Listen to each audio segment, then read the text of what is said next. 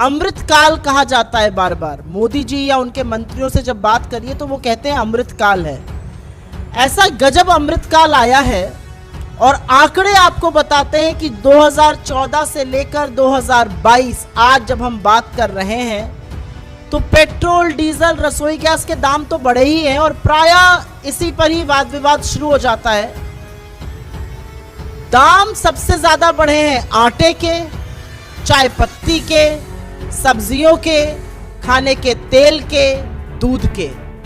और एक base year comparison होता है जो अभी कंज्यूमर प्राइस इन्फ्लेशन हम लोग जो ट्रैक करते हैं, रिटेल इन्फ्लेशन, खुदरा इन्फ्लेशन, जिसकी दर 6.95% है अभी, उसका बेस ईयर से अगर हम कंपैरिजन देखें तो जनवरी 2014 से मार्च के अंत 2022 में परसेंटेज वाइज जिन चीजों का दाम बढ़ा है उसमें 299 चीजों की एक लिस्ट होती है सीपीआई में।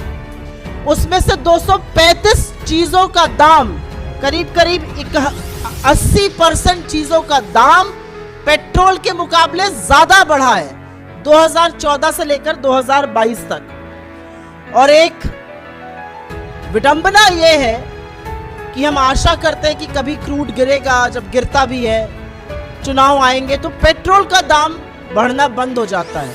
पेट्रोल का दाम सरकार के हाथों में लगातार रहता है, जब चाहते हैं बढ़ाते हैं, जब चाहते हैं घटाते हैं। तो एक ये आशा कहीं ना कहीं रहती है कि चलो चुनाव आएगा, पेट्रोल का दाम नहीं बढ़ेगा। लेकिन जिन चीजों के बारे में हम आज बात करने जा रहे हैं उसके दाम लगातार बढ़ रहे हैं और वो इस तरह से बढ़ रहे हैं कि वो घटेंगे नहीं। उसकी जो रेट है, जो बढ़ने की दर है, वो एक ही तरफ है और वो ऊपर की ओर है।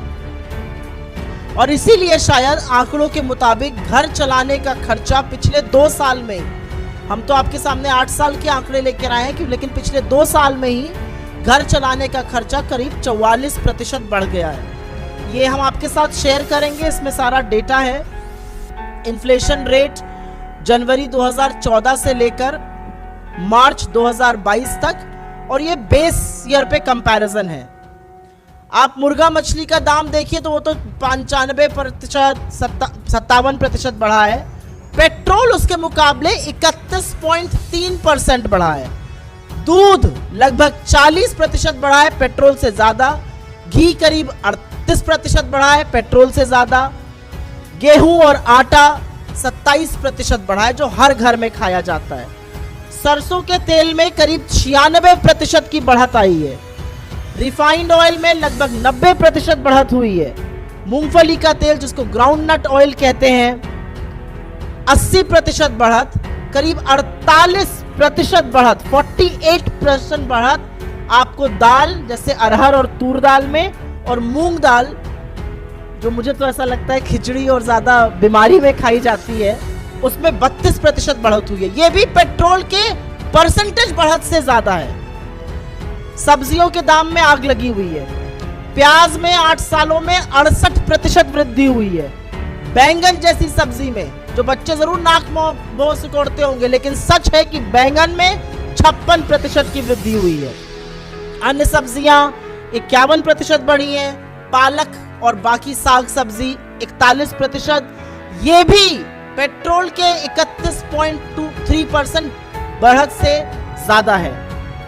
अस्पताल में इलाज का खर्चा 71.6% बढ़ा है पिछले 8 सालों में।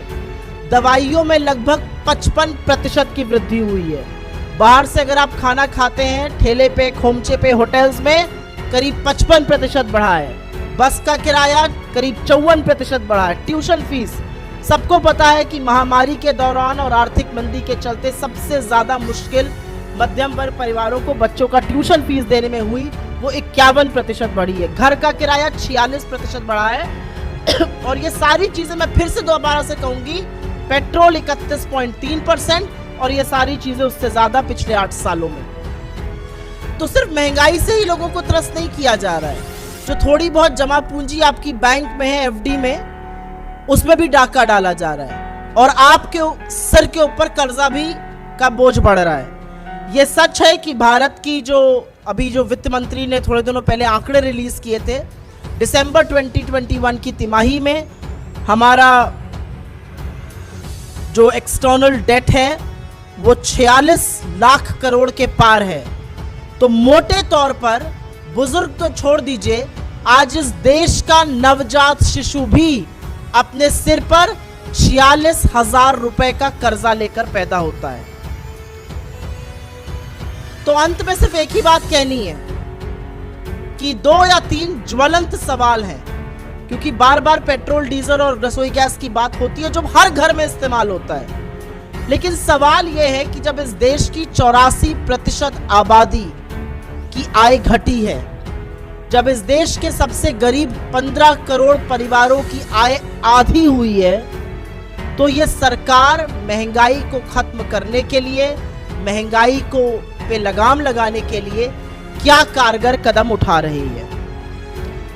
दूसरा सवाल सरकार के तमाम मंत्री और प्रधानमंत्री से है कि क्या उनको इस बात का इल्म है, क्या उनको इस बात की नॉलेज है कि महंगाई के ही चलते भारत में कुपोषण और भूखमरी दोनों के केसेस बढ़ रहे हैं। कुपोषण का इंडेक्स सरकार खुद जारी करके बताती है लोगों में कैसे कुपोषण बढ़ रहा है, और हंगर इंडेक्स में लगातार भारत का गिरना नेपाल, बांग्लादेश और पाकिस्तान तक के नीचे होना इसका सबूत है। कुछ चीजों का दाम आपके सामने जरूर कोट करना चाहते हैं। जो आटा 10 रुपए पे मिलता था, 20 रुपए पे मिलता था, आज वो 30 रुपए प्रति किलो है।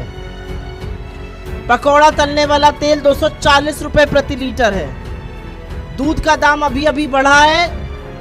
मदर डेयरी का 1 लीटर का दूध 60 रुपए प्रति लीटर है। और ये सारी वो चीजें हैं, और मैंने जानबूझकर इन 3 चीजों को लिया क्योंकि ये हर घर में, मध्यम वर्ग में, निम्न मध्यम वर्ग में, गरीबों के यहाँ, अमीरों के यहाँ, सबके यहाँ इस्तेमाल होती है। तो आखिर सरकार के पास इससे जूझने की, इनको कम करने की क्या रणनीति है? तो हमारा अपना मानना है, और ये 2 बड़ी मांगे हमारी हैं कि बिना वक्त बर्बाद किए, बिना वक्त जाया किए सरकार बेलगाम दामों पर रोक लगाए, ठोस कदम उठाए। और शुरुआत जो है वो पेट्रोल, डीजल और रसोई गैस से की जा सकती, क्योंकि ये सच है कि इन सब चीजों का, जिनका हमने जिक्र किया, बड़े कारण पेट्रोल, डीजल और रसोई गैस है। डीजल मेन ट्रांसपोर्ट फ्यूल होता है, उसको बढ़ने से ही ज्यादातर चीजों के दाम बढ़ते हैं। हमारी ये भी मांग है कि जो सरकार लगातार इस मुद्दे से बच रही है और ध्यान भटकाने का काम कर रही है, अब वक्त आ गया है कि इकोनॉमी पर, और उससे ज्यादा जरूरी है महंगाई पर, एक श्वेत पेपर, एक श्वेत पत्र, एक व्हाइट पेपर प्रस्तुत करे और लोगों को बताए कि उसके पास क्या रणनीति है जिससे दामों में रोक लगाई जा सकती है। क्योंकि ये सच है कि महंगाई एक तरफ है और रोजगार का ना होना, घटती आय होने से ये महंगाई और भी ज्यादा कमर तोड़ रही है।